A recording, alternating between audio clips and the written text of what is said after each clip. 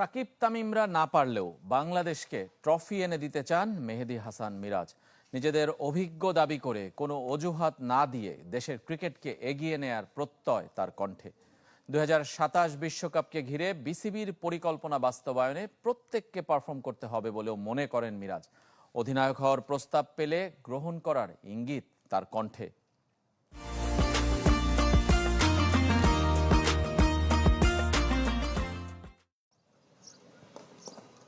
Fantastic five এখন অতীত।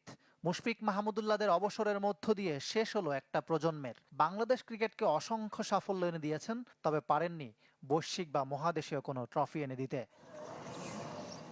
পরের প্রজন্মের মেহেদী মিরাজ, সৌম্য সরকার, নাজমুল হোসেন শান্তরাও খেলে ফেলেছেন অন্তত এক দশক। সাকিব তামিমদের জায়গা নেওয়া হয়তো কঠিন, তবে বড় স্বপ্ন দেখালেন মিরাজ। তো আমাদের কাজ থাকবে আমাদের এখান থেকে একটা স্টেপে নিয়ে যাওয়া। সো আমরা কিন্তু এখনো একটাও ট্রফি জিততে পারিনি। সো আমাদের টার্গেট থাকবে যে কোনো বড় টুর্নামেন্টের জন্য আমরা একটা ট্রফি জিততে পারি। সো একটা ট্রফি জিততে পারলে তখন আমাদের জন্য একটা জিনিসটা ভালো হবে, আমাদের জেনারেশনের জন্য।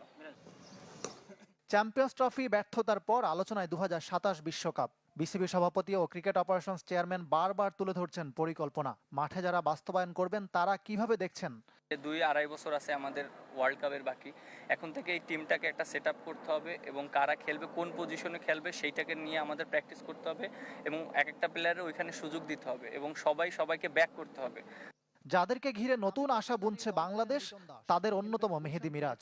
বয়স ভিত্তিক পর্যায় থেকে অধিনায়ক হিসাবে তার নাম চলে আসে। জাতীয় দলে সেই অর্থে সুযোগ আসেনি। বিসিবি তাকে দায়িত্ব দিলে নিতে আগ্রহী তা বুঝিয়ে দিলেন মিরাজ।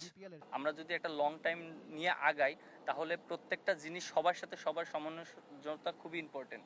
একটা প্লেয়ারকে আপনি এস্টাবলিশ করতে গেলে তাকে সুযোগ দিতে হবে। জাতীয় দলে এত বছর খেলার পর উইকেট ও অভিজ্ঞতার অজুহাত দেওয়ার সুযোগ দেখছেন না মেহেদী মিরাজ। এখন সময় বাংলাদেশকে ভালো কিছু উপহার দেওয়ার।